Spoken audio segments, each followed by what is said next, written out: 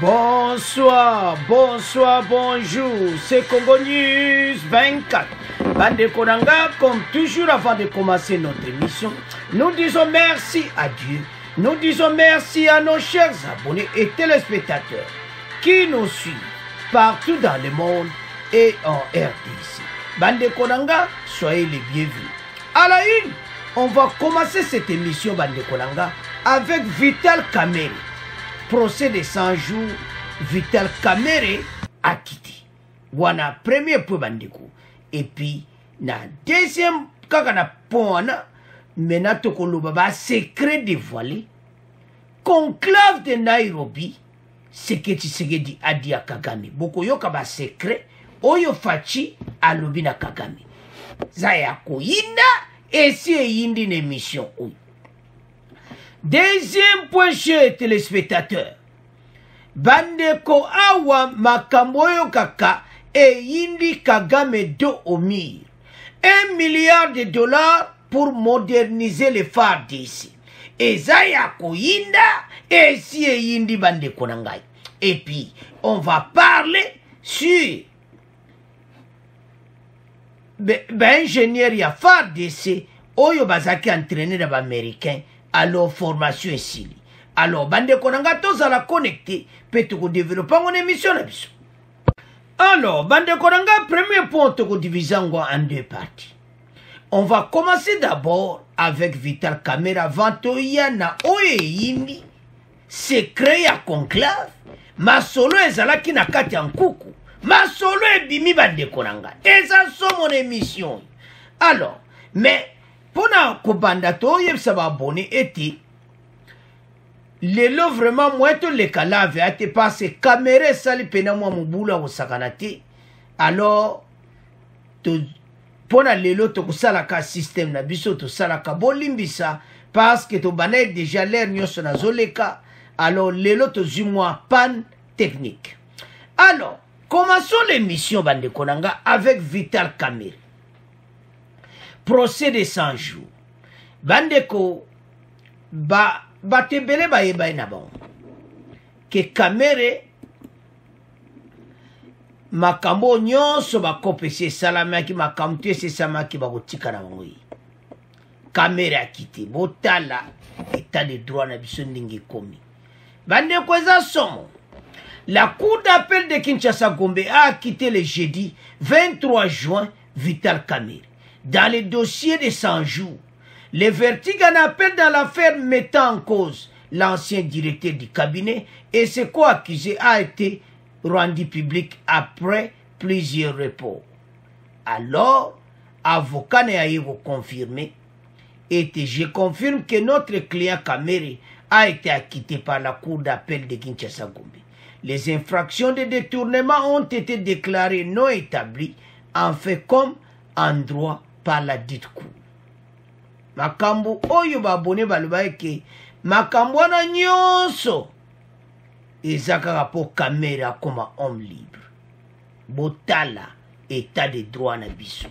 Bandeko eza pasi pe mawa. Soki tozotala makambo yo, tozotala o ezoleka otalo lobino. Ce n'est pas possible. Comment Kamerhe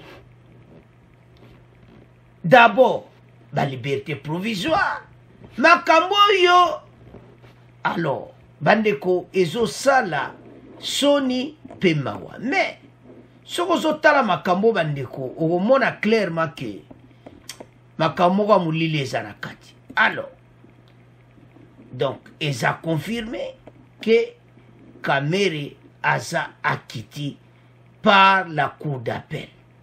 Alors avocat na ye a ekolo. Bandeko, et l'autre ntolo ba ozanine parce que eza pas si peu mawa. Mais avant de continuer mission, toyo kanano ndenge Kamerhe azaki a quitté. Bon, to continuer mission na biso. Billy Van Lutumba devant ce micro pour la présentation de ce journal. Avant tout, cette nouvelle qui vient de nous parvenir, Vital Kamerhe est acquitté par la cour d'appel de Kinshasa-Gombe ce jeudi.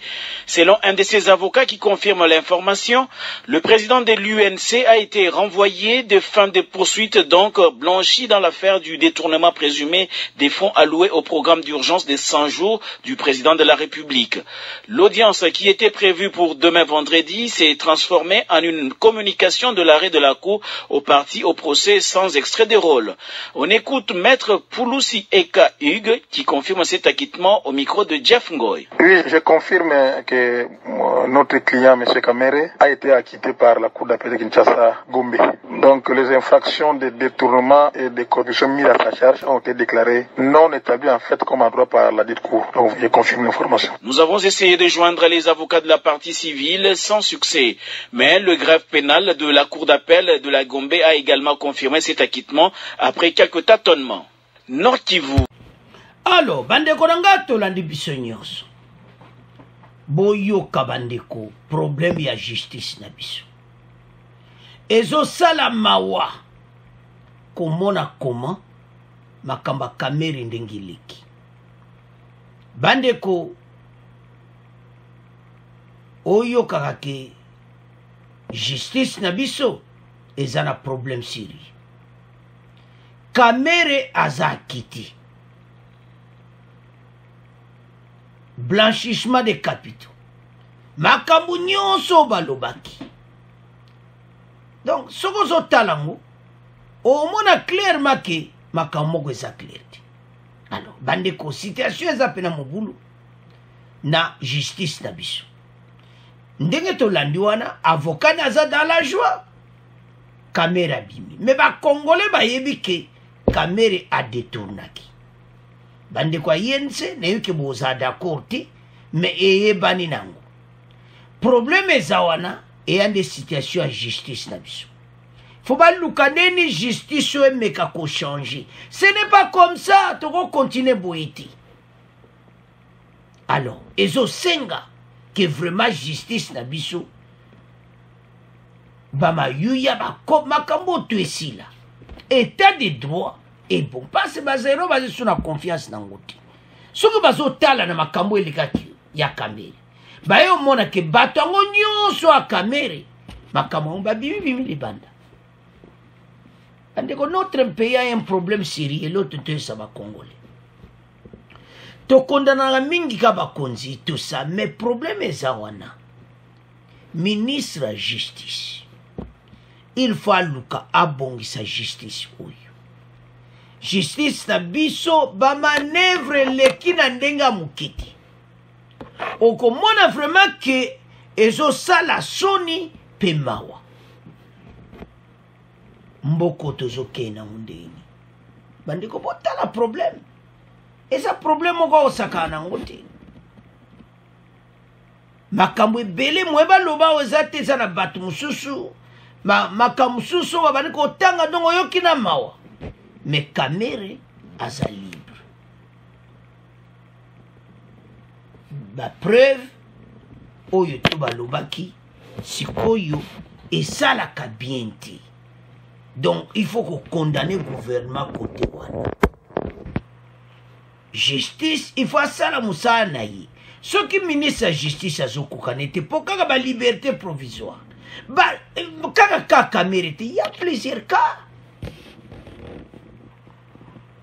Alors, dossier wana bandeko ndenge salami bongo esili lango homme libre a zongli ba activité ne politique na président parti nae ndenge azotamwa lokola parti na INC baza na union sacrée a zongi na union sacrée boyebi ke mboka na biso l'indépendance de la justice bakonzi bakota yango te.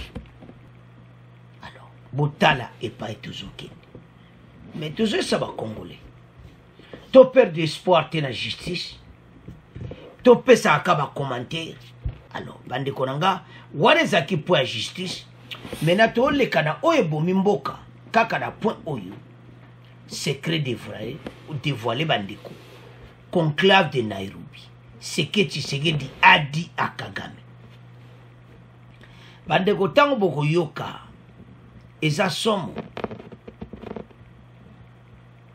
parce que bandeko barakonta aka bongo soko li kene kotanda ba media na biso kene kotanga biso tato yaka no yaka ba vrai info o elekaki na huis clos o bazero ebele batamusi ba message à lokuta que voilà kuna fachi andimaki bwena bande awa nde kutu fachi apelisaki moto fachi alobeli pena président rwandais. Alors lisons ensemble le conclave de Nairobi du 20 juin 2022. Paul Kagame a été placé devant ses responsabilités en tant qu'agresseur de la RDC et investigateur des terroristes du M23. C'était un des rendez-vous les plus attendus. Parce que, monake yepenza, azamutuna bangoyoka instigateur des terroristes M23. Donc, considérer qui est penake en tant qu'agresseur, adjoa responsabilité naïe. Bokoyoko Fachaloubi. C'était un rendez-vous bâton sur Bazaïk aussi.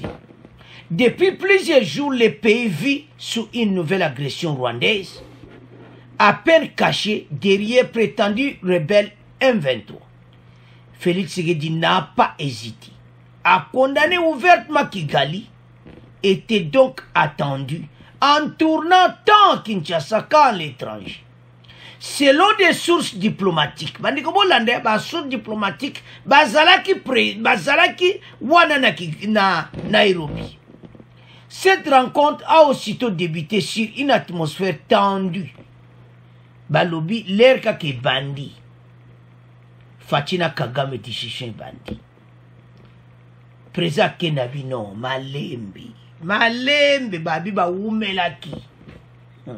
Bade so batu ba umelaki place bakido ezaki somo. Avançons. Ah là là. Sans mâcher les mots, le président Félix Tshisekedi a ouvertement dénoncé à Paul Kagame, révèle cette source qui a requis l'anonymat. Selon elle, Paul Kagame révèle Félix Tshisekedi a fait valoir la position ferme de la RDC et dit à ses pairs son refus catégorique pour que le Rwanda ne participe pas à force régionale qui sera bientôt déployée pour traquer les groupes armés locaux et les terroristes M23 soutenus par le Rwanda et accompagnés du processus de DDRC. Le président a estimé que les résultats du travail de cette force régionale sans le Rwanda révéleront davantage les actes belliqueux de Kigali, nous dit notre source. Bandeko ezalaki tobe kolobango bien malembe to comprendre. Bakoti na sala mulili. Oyo kakankuku a wiklo ne yoko ba président 6 bakoti na wiklo. Pour président Tanzania azalaki. Atinaki ambassadeur na ye o azaka na Kenya président. Donc 7 batu bavandi. Allez, mbala moko fatia Chimalova. Yoza agressé. Yoza ko agressé pays nanga. Président Kenya le malembe. Malembe fachi. Laksa biso ba preuve. Fachi ati ba preuve na mesa o. Akoti loboko abisi ba preuve. Nyonso. Yaya Monsieur Yerouche. Siko yoka réponse o ya Kagame. Parce que présent ya Kenya azana katikati. Au milieu du village. Abi awa tonto yeba pona nini fachi aboyi armée rwandaise. Ba kota na basulu. Fachi alaksa ba preuve na ye. Bongo yepe aloba. En effet, le président kenyan et en même temps président de l'East African Community a appelé au déploiement des forces régionales d'Afrique de l'Est doit être immédiatement déployé dans les provinces d'Ituri, du Nord Kivu et du Sud Kivu pour rétablir la paix. Selon lui, les conflits ouverts en cours dans l'Est de la RDC menacent de faire derrière les efforts politiques destinés à rétablir l'ordre au Congo dont la population a estimé est estimé à 90 millions. Donc 90 millions de Congolais. Moins vieux Bongezati. Pour Yaya, azopiye ba plan. Alors sikoboyo kasikoyo makambu ndenge président Uru ameki koloba ay bon Fachi yo boye ponani Fachi abi tala boy abalobi il n'a pas mâché les mots alobeli en face bango tout ba président Burundi tout baza bazunduka po bango tout bani bazalaka ko milieu du village sikoyo basengi siko président ya Rwanda yo olingi okota Fachi aboyo yo pesa preuve na yo siko ya lobi ki biso tozana problème FDLR baza ko attaquer biso sikoyo du côté Paul Kagame pas de surprise boyitanga wana bandiko tout en continuant c'est sa thèse accusant Kinshasa de soutenir le FDLR. Le président rwandais a continué à nier l'implication de son pays aux côtés de M23. Néanmoins, Kagame a été capable de donner les preuves, a été incapable de donner les preuves de la prétendue collaboration de FDLR et les FARDC. Yo lobaki ke président Utokenal yo lobaki e FARDC bazape yo po fundi Fachi po ye pa fundi Fachi alobi ne ke yo za sima 23 Kagame pa alobi yo basoda no bazana sima ya FDLR la sengi Fachi ba preuve Fachi apesi tuni siko Kagame yo pe laksara e de réponse zaï do akokite Kagame était incapable de donner les preuves de la prétendue collaboration de FDLR avec les FARDC. Président Kenya le mais là qui sont preuves. Mais là qui sont preuves. Bande kotozo tango bakomi. Incapable à l'accès preuve. Botala et pas un dossier oyo obalobake yindi et kotimobu alors et salami que moyen l'accès zati alors présent soupe bazima loba mais bon comprendre ya côté kuna le bon et bongi ba force nyonso bazala présent Kenya le même EDC balaxi ba preuve que bango baza sima 1-23. Donc c'est impossible. Parce que Uganda alors que mais il fallait ba force sur bazal. Présent Kenya le bété n'a pas preuve automoni et c'est impossible. Ce qui présent Rwanda ko l'accès sur ba preuve que ils a bongoté. À kokata ko l'accès preuve. Alors makamba FDLR ya face ya fundaki bande comment on dit tribunal doyo kakana kati mbutu doyo abado omo babime siko moite donc situation et côté mobulu bango moye bakende ezati alors drapeau ya Rwanda et Kosalati. Donc, situation Yangoana. Donc, parmi les 7 pays, Bango Mweba Zalezati et Kozala, kaka à peu près 6 pays. Donc, situation Bandeko, Ezapena Obalubaka, Mobulu. Na réunion des chefs d'état-major, Rwanda Zalakine na ba réunion wana. Mais l'air est comme que makambo ekende boye moye bazala ezati. Alors balongoli bango bakozala ti. Avançons. Le Kola Kokola qui va prévoir na FDLRD, il n'a pas pu convaincre ses pairs de la nécessité pour l'armée de son pays de participer à cette force régionale qui va intervenir en RDC. Car Tshisekedi est resté de marbre sur sa position.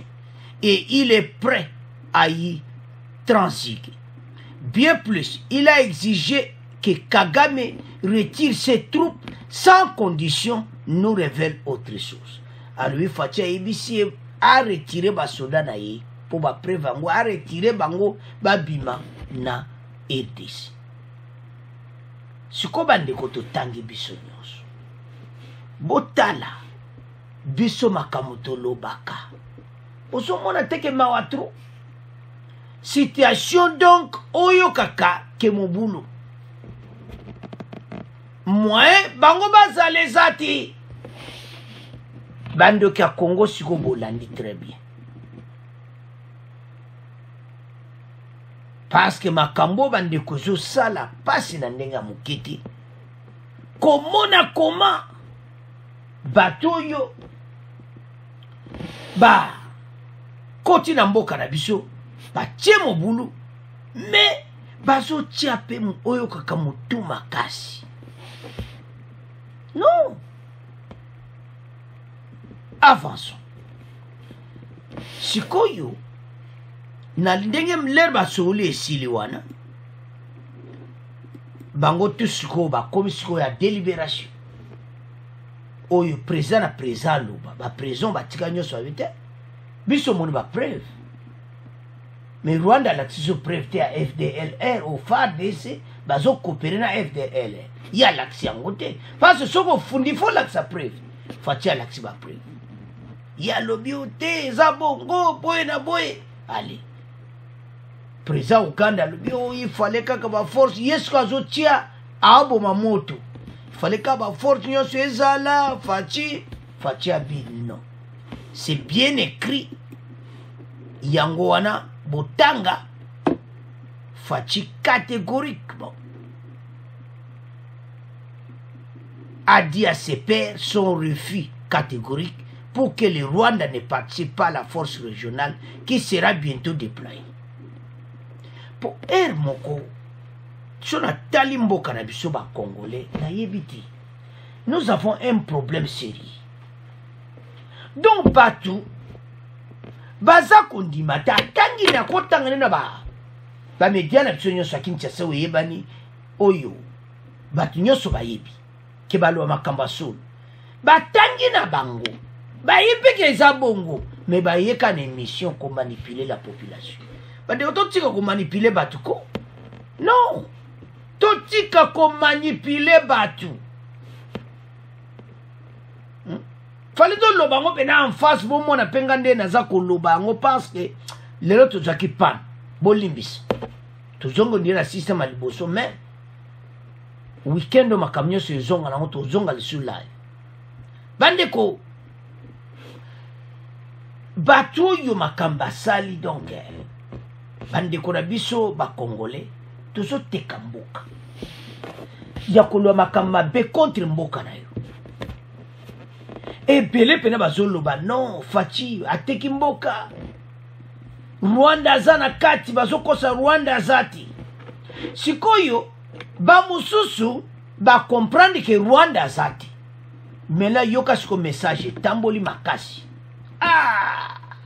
ba me onyoso mbokeke mbokeke na bandeko na boite biso nyoso tokozana même ngai pende na zao okoza na mo inquiétude a batunde bazoera et ces problèmes exactés balo bakabongo mais yozo souhaité ma bezala ezana ba musupe na bazo souhaité que makambo nde babongisi boye simbati quel esprit bando ka Congo donc ndenge makambo ezo salama et simbati comment bande ko sozo tala makama po tali titi olobi non ce n'est pas possible. Qu'est-ce qui ne va pas? Tant to mona makamba boye ezo sala soni na mboka na biso ça fait mal parfois soko talo lobi me congolais tozo ke na mboka oyo wapi tola mukabande konangai eza sous tenti tous en avons discussion et tout ça, non, tout tika. Parce que, makambo yo, on est tout tangi wana, eza vérité. Kende me Google lango, okomona, masolo biso tuti, que Fachi a refusé catégoriquement, à masolo à huis clos. Ozo oyo kaka, masolo o ezalaki na kati. Moyen et Simba et Zati. Ba Congolais tout élément. Parce que tout ça vraiment donc sozo tala ou le bino. Tout ça que même mboka wapi. Mususa lobi tala. Ateki mboka. Apesi mboka. Non, ce n'est pas ça. Tout ça peut sa peuple même formation à ma pays. Yoza na preuve que bateki mboka. Non, arrête. Bandeko bozo la démission na Kinshasa partout. Na EDC. Partout dans le monde place ozali. Ba démarche oyo. Tous en a confiance à ba konzi na biso. Parce que makambo soko e baby. Facha kozana problème sérieux. À quoi qu'on dit maté les cambouans les a bien été facha salaire. Et puis à quoi l'ingata induit à s'induire en erreur parce que yema kambo a kene nango kuna a solo là déjà na conseil des ministres, conseil supérieur de défense. C'est ça. Y'a un ça va congolais non. Totika. Wana tozo boma nyonso mboka oyo ezo senga tozala bomoko. EDC kobonga. Alors, Fachi azaki na position na ye, aloba ko changer te. Alors, Yaya Mayele Sili andimi kaka. Asien kaka kozala te. Po il faut ba signer na suka. Bo signer bino nyonso. Que nandimba kende me sans Rwanda. Yebi fata bidandi make ezabongo parce que ba preuve monani. Bande konde bazo katse monana kina. Sikoyo. Ndenge to tangi wana. So tangi limo kwezawana que le conflit ouvert au Ndezo Salama. Le président Félix Tshisekedi a estimé que les résultats du travail de cette force régionale sans le Rwanda révéleront davantage les actes belliqueux de Kigali, nous dit. C'est-à-dire, Facha lobi lokola Rwanda azati. Succès oyo ko salama na makambo oyo eko bimisa oyo kaka o nyonso mabe abato nde basali sali biso. Na M23 bakopaka tambango. Lelo bazo denda na Bunagana. Bako kima mbangu kalati. Bandeko ça ne va pas. So beba bengana bango teko. Alors, sans plus tard, de toyo kananu oezo le kanatere. Toyo kaso kimi ezongi. Bongo to continuer mission na biso. Nord Kivu, la situation est calme, mais demeure très volatile ce jeudi dans les groupements de Djomba et celui de Kisigari dans le territoire des Rutshuru. Aucun tir n'a été entendu dans ces entités depuis hier, mercredi, après les derniers affrontements qui y avaient opposé il y a 2 jours les FRDC aux rebelles du M23. Les sources coutumières locales dressent finalement un bilan de 17 civils tués au lieu de 13, comme initialement annoncé. Bernard Nyangui. Aucune détonation n'a été entendue durant toute la journée d'hier mercredi à ce jeudi dans la matinée dans cette zone de combat, indiquent les sources coutumières et la société civile locale de Rutshuru. D'après ces sources, cette accalmie est interprétée comme un calme avant la tempête dans la mesure où les rebelles du M23 pourraient profiter de ce moment pour consolider leur position dans la partie de la localité de Nkokwe qu'ils occupent depuis mardi soir. Les regards sont désormais orientés sur le village de Kabaya et sur la base militaire de Rumangabo, à moins de 10 km à l'ouest d'un Nkokwe. Les témoignages des habitants de Ruvumu, Bouaro et Rutakara, relayés par nos sources, indiquent que le bilan des affrontements de mardi du côté civil a été revu à la hausse. 17 civils auraient été tués, si on se fie aux déclarations des habitants qui les auraient enterrés hier sous la supervision des rebelles. Rappelons que ces 3 villages de la localité d'Nkokwe sont passés sous contrôle des rebelles à l'issue des affrontements de mardi. Les mêmes affrontements avaient mis sur le chemin d'exil les habitants d'au moins 8 autres villages de groupement de Kisigari et Bweza notamment. Goma. Alors, bande kodanga tolandi wana bongo bato aboyi. Hein? Soko zo tala penza makamba boyi. Moto aboyi Rwanda aza anabiso. Baza kwa enterre batu na présence ya armée rwandaise M23. Ezaki 13 et maintenant emati siko bato bakozala jamais na biso. Donc botala ndenge situation comme o balobaka l'heure est grave. Donc ndenge bazawana mayele na bango esili bandeko bako vivre nde bazana eloko ni bakoloba bazokunda bolandi wana extrait wana bazokunda na miso ya barebele ezaki 13 mais 17 morts oyo esalamaki mardi. Et maintenant le calme eza lelo jeudi nde tolandi wana. Et maintenant botala makaba boyi baboyi mais azosenga mpe kaka azala. En tout cas bandeko aliona zo regretter que bandeko aza na problème biso zomona okaka boyi makomi na problème sérieux parce que monde koloba oui eza ya solo koma bango bazati parce que batémoin bazalaki bamoni kipenaki bango bazati. Maintenant les forces régionales ekoya sans le Rwanda po pe ezonga na mboka na biso Nord Kivu, Sud Kivu. Donc c'est ça oyo bayokanaki. Maintenant FARDC a stand-by bazotala ndenge mopepa ngo eza koleka kuna. Alors me bayeba ete FARDC déjà kalata okoma na ba avion de chasse bibundeli kalate parce 1 milliard mais tozoya na deuxième.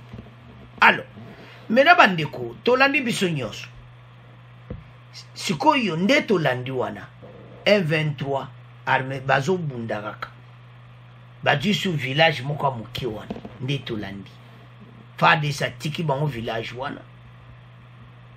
Et maintenant bato aboyi toyebi te ndene ekosukela bango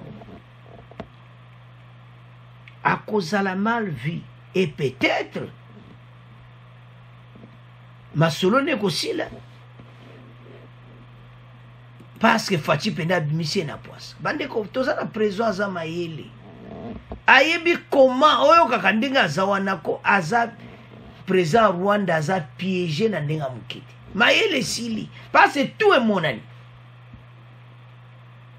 ba okoma na situation moko difficile.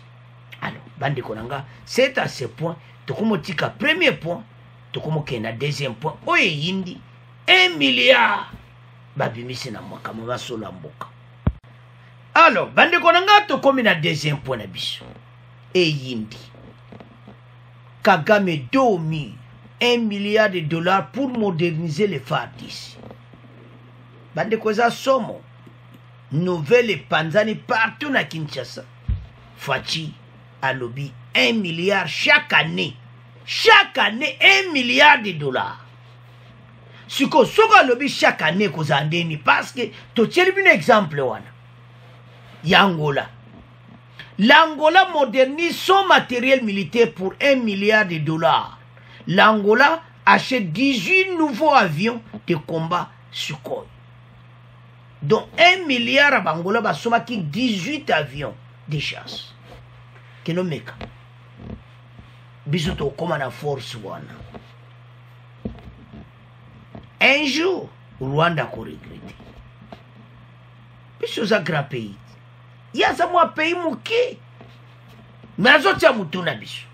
Alors Fatia Lakisi Kagame 1 milliard de dollars pour moderniser les FARDC. Et ça somme. Alors bandeko soko tali na formation nyonso en interne.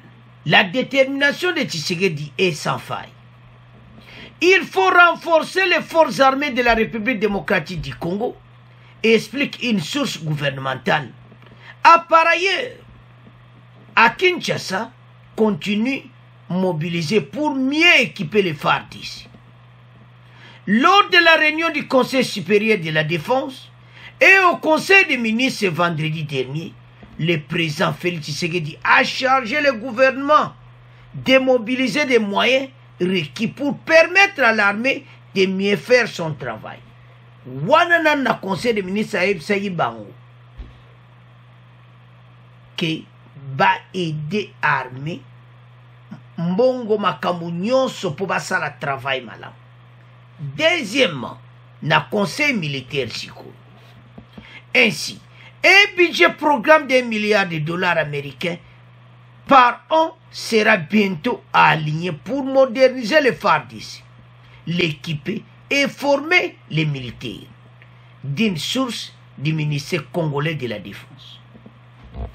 Source du ministère de la Défense va dévoiler et panzani partout. Fachi a payé 1 milliard, c'est-à-dire chaque année 1 milliard. Pour te moderniser et puis te former les soldats. Ah, bah, abonné na biso, na félicitations. Message yokani. Bah, viens kozala kosakana te parce que son otala. Exemple là, tochi. Tochi exemple là pour ba Congolais ba comprendre l'image à ma solo. Ma kamoto tochi. Kene Google ngo yomo komonaga. Sikoi.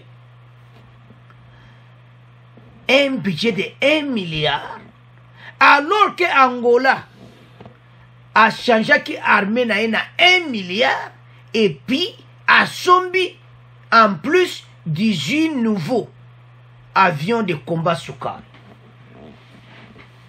Bon, biso to somba combien? Biso chaque année, ba milliard. Bango na 1 milliard wana ba bongisi armée na bango. Oui. Il y a quelques ans passés. Nous sommes là. Mais, biso siko. Siko tiango na temps 2022. Ah, 2022, on est à Makambu. En action. Hein? À Kinshasa, on confirme peu à peu cette version, estimant que l'intervention de la force régionale va pouvoir révéler davantage la volonté des pays amis à pacifier la sous-région et l'engager résolument sur la voie du développement. Kinshasa Masolo et Bani Kokota. Ne bandele bele baki contre yango. Mais ba montre que force régionale il faut baïa. Mais ba abonné na biso ba beta ki city. Message yokani que il faut biso moko ata bango bakoya biso nde tosala masolo tosomba bibundela kosakana ti. Nzambe soko moni balobi le président rwandais Kagame 2000 parce que 1 milliard de dollars pour moderniser le FARDC dont ndengazana maele silie. Nzambe za coincé na ndenga mukete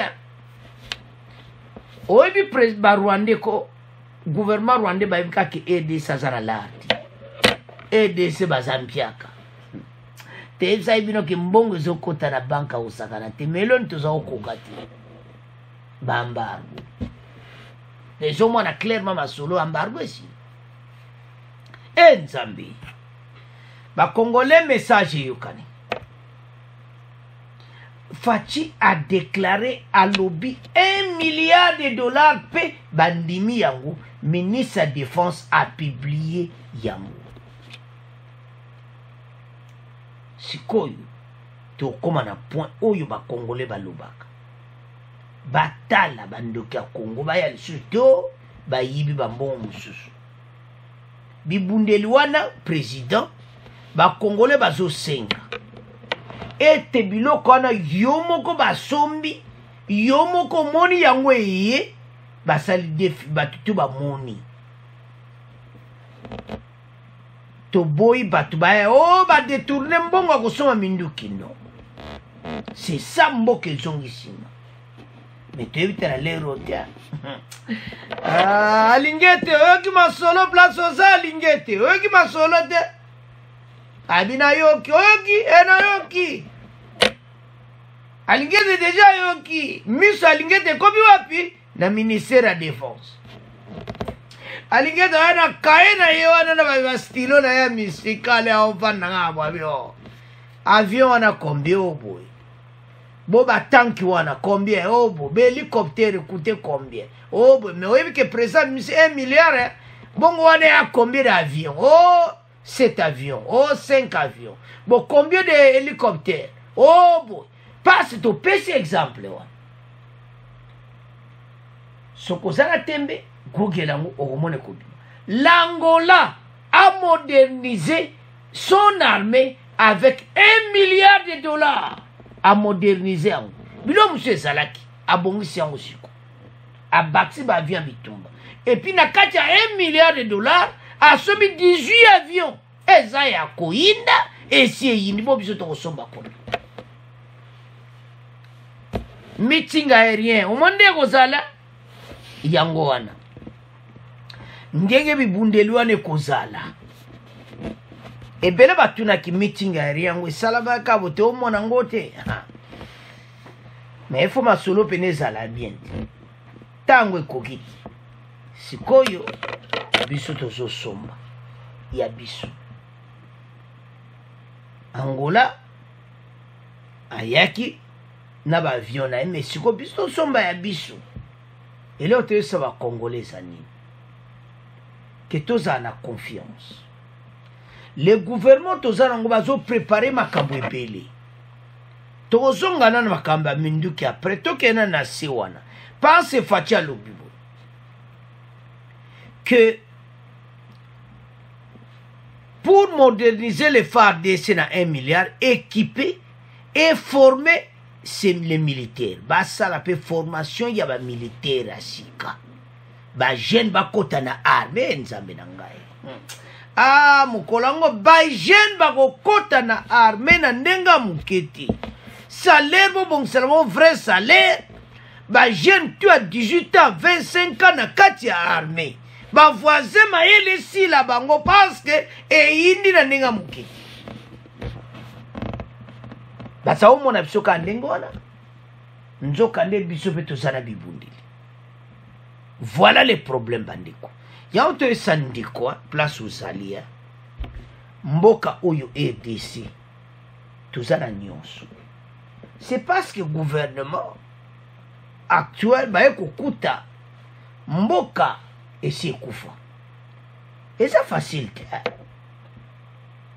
avion et biloko ya bibundeli pena to ay nango lisusu na ba avion de chasse Mobutu atika elekana na otala bino moko nzambe ba voisin baza na problème sérieux alors budget de 1 milliard siko na formation botala na se wana ba officier na biso bauti osilisa wana ambassade américaine mutapibli.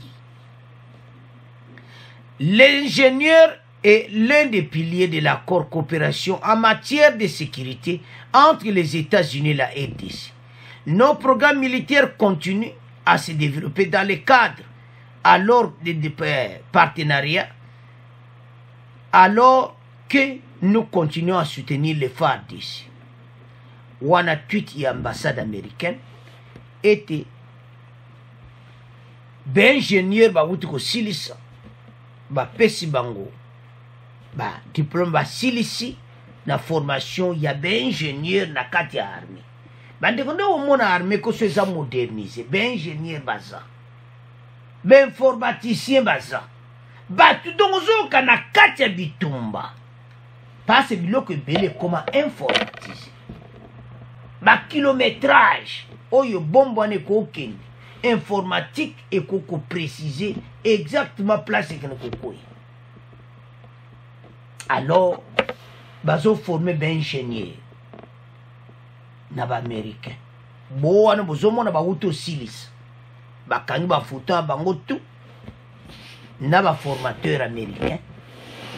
Alors botala mosala ezo salama fatia le ba continuer ko former ba soda ba continuer formation makasi na kindu pe formation ba belge ezo salama partout bandeko tozana lera kotonga mboka makambo yeli biso lelo bunagana obwera bosoko yake faci makambo to ese akoma makambo elingi ezala te pasi bavoisin bakobanga baomona oyo biso bango mpe baza nango dongo eza somo bato bakosila awa ozomona toomona biso mona Ukraine.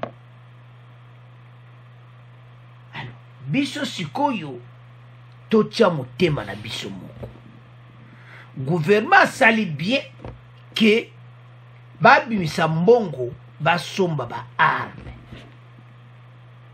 bandeko ebele peut-être boyebaki musu peut-être oyebaki te mboka ezalaki na embargo oyo eutaki na gouvernement oyo ape perdi gouvernement ape perdi bapese bango embargo ba arme fatilera ye akuti kaka embargo wana yango ozomona bavoisin bakomosakana na biso mais sikoyo embargo ngo si je comprends bien esili mpo tomoni nouvelle ekoyi bandeko kisasa bareunion sepandi yango 1 milliard de dollars faci budget ezo mpona FARDC oyo balobaka l'urgence impose sikoyo baforce régionale bakoya bato bakozala libanda yango toyesa bakongolais ete toza na arme moko ya makasi ekomi ntan biso nyonso totelema nsima ya FARDC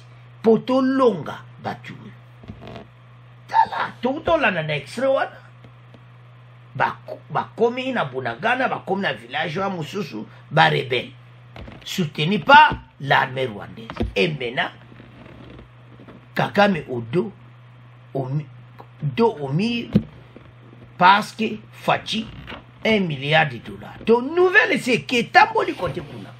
Wana bakwanzi motue ngai. Ah situation ye mabe. Bande ko botala modernisation ndenge salaka. Oyo kaka 18 nouveaux avions de combat Sukhoi. Oyo fezaka ba russe. Oyo Angola sombaki 18 avions de combat. Bon kilomètre Angola. Ozabilo konayo. Alors, sikoyo biso il faut to bongsa armée makasi. Toza engrape bande ko ndenge to na direction a bien. Lelo bazo mona biso pete. Pour la nini pour gouvernement eleki baki na bangote. Na ba mbongo tozoyo ko ba détourner 300 millions, 200 millions. Pourquoi ba somba ba sala ka tema kambo fatia o saloti? So ba sala kiamo. Mais la situation est facile na mboka. Yango président o akoyi après Faci il faut accepter. A kuta pays za moderniser. Makambo ebele. Bakote nyonso bandeko na ngai. Biso nyonso tolandi très bien. Tomoni totangi biso nyonso. Tala direction mboka ezokende. Ba information a lokuta o bazo ya kokosaka ba congolais totia mopanzi. Ezata oyo congolais nyonso atelema sima mboka poto avancer mboka oyo. Po mboka oyo e avancer na direction ya bien. Parce que trop c'est trop. Ndenge bazana mayele sili bango. Na bandoki ya Congo, na ba voisin, balobi Faci nzoka nde azaki boye. azalaki na kati ya embargo te bon sikoyo bibundeli yango wana yango esalanga mawa so naomona ndeko congolais aza vraiment kozala contre mboka na ye. Ça fait la honte tozokende wapi. Ça c'est notre pays. Ezosenga biso nyonso la main dans la main to avancer mpona mboka oyo ete monguna santi ete EDC etelemi. Hélicoptère de combat, avion de combat, tank ya kosaka na moto. Ceux qui vont montrer que les Américains sont chers, beaucoup sont les Russes sont moins chers. Donc c'est ça. Pour les gens comme ça, là, ils sont occupés. Exactement, non. Les Américains combien? Oh, bah, tout cas, les Russes. Alors, bande qu'on fasse ça, c'est un problème parce que aza penoyo Kagame do au mur. Pourquoi? Nama kambo ezo leka pour le moment. Na mboka na Kigali. Conférence ya chef ya Commonwealth. Oaba anglais. Premier ministre anglais ozala. Azakuna Prince Charles Azakuna. Donc, ozomona ke Queen na une délégation. Pe bona nini ya Commonwealth ya kota na Commonwealth. Azana problème sérieux. Ndeka azana ba situation yo. Maele siri. Botala ndenge masolo tosana ezosenga mboka oyo biso nyonso bandeko tozala ensemble si ma gouvernement baza na posa botika koyoka bakonseil ya lokuta baza na posa obongisa mboka po moto aza na posa obongisa mboka yango bapreve 1 milliard na budget mboka na biso ekotaka na ka armée kosomba bibundeli équipé et former ces militaires, moderniser les FARDC. Et ça y a koyinda et si yindi. Yango to yebete makamoza kitoko. Alors totele mabiso nyonso bandeko nouvelle koi yango ba congolais message yo kani ba abonné makamtuto za koloba yango. Mais conseil na biso na bandeko nyonso. Ba message ya kopesa yango. Au moins, on ne pas une émission à l'obité. Mais quand on peut changer, kaka makama 1 milliard, ou comme nous sommes une émission à l'obité. 1 milliard, na. Ou bani ko dévier bandeko. Ba Congolais. Pourquoi toujours à la naïve na niveau aboui? So li kamba bien ça li. Comme ça, bandeko ba journaux nyonso na Kinshasa. 1 milliard de dollars pour moderniser les FARDC. Ministre de la Défense a dévoilé. Alors, bandeko, tout comme il a fait mission, bon continuer à s'abonner, bon limbi sapona lelo, to leki na ndenga kala, moi to le kala veate pour caméra ça a moi problème. Mais ma communion sur tout ça l'effort était samedi ou bien lobby na pourquoi to zonga les sous live. Alors, bandeko nanga. C'est à ce point, donc comme clôturer mission à Bissot, pour continuer à s'abonner massivement, pour partager 1 milliard de dollars pour l'armée bandeko, pour partager en gros, et c'est vraiment important. Alors, merci de vos commentaires, Nabino. Au revoir, à la prochaine.